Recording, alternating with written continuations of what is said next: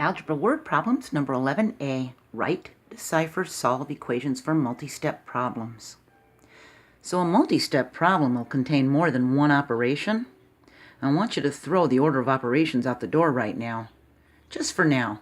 So there's two rules that we need to follow. We need to do addition or subtraction first. So if you see that there's a number added to the variable, subtract it from each side. And if you see a number is subtracted from the variable, then add that number to each side. And then do the multiplication or division last. Because if the variable is multiplied by a number, we're going to divide each side of the equation by that number. And if it's divided by a number, we're going to multiply each side of the equation by that number. Any inverse operation done on one side of the equal sign must be exactly the same operation done on the other side of the equal sign. So we need to maintain our balance and do the same thing on each side of the equal sign, okay? If it says negative 2/3 of a number plus 3 is 18, write an equation and solve for the unknown, we think, okay, we're going to take this a few words at a time, and we can write the equation. Negative 2/3 is a negative 2/3, like this.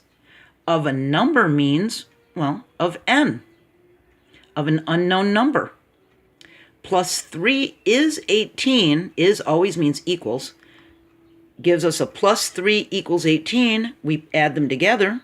We put them together to make our full equation, and we have negative 2/3 n plus 3 equals 18.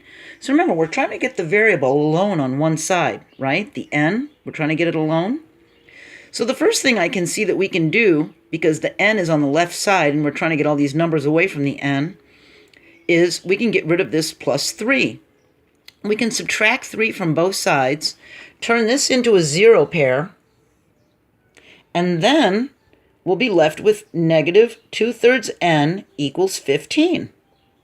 Now, I don't know if you remember from when we did fractional coefficients, but to solve an equation with a fraction coefficient, we multiply each side by the reciprocal.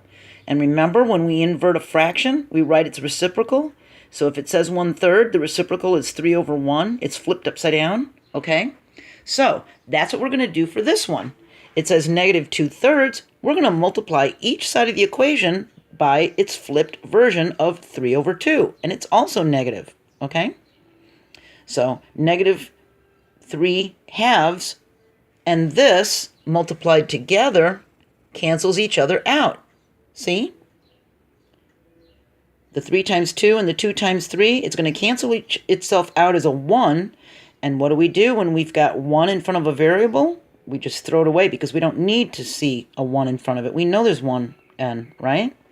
Now we have to multiply this side by the negative 3/2.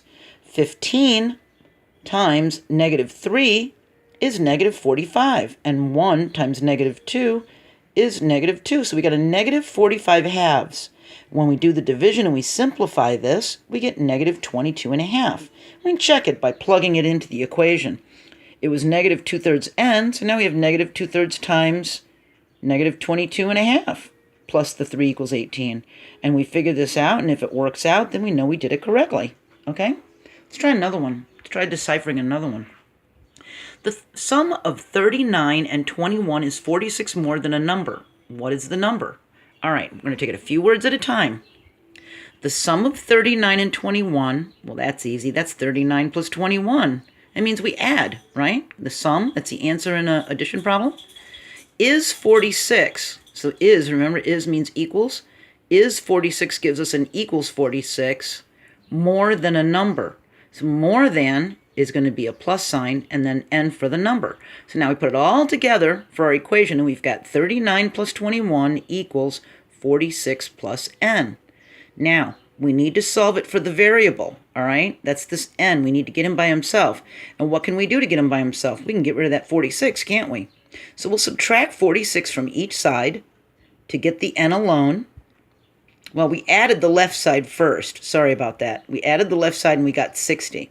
And did a little side math, okay? So now we've got 60 equals 46 plus n, and we need to get rid of that 46. We need to get the n by itself. Pardon my dog barking at the squirrels. So because this is a positive 46, we're going to do minus 46 to get rid of it. And we take 46 away from this side too, because remember, we have to keep it balanced. So now 60 minus 46 is 14, and we've got the n by itself, and we know that 14 is equal to n. So, or n equals 14. And then to check it out, we just plug this back into the equation.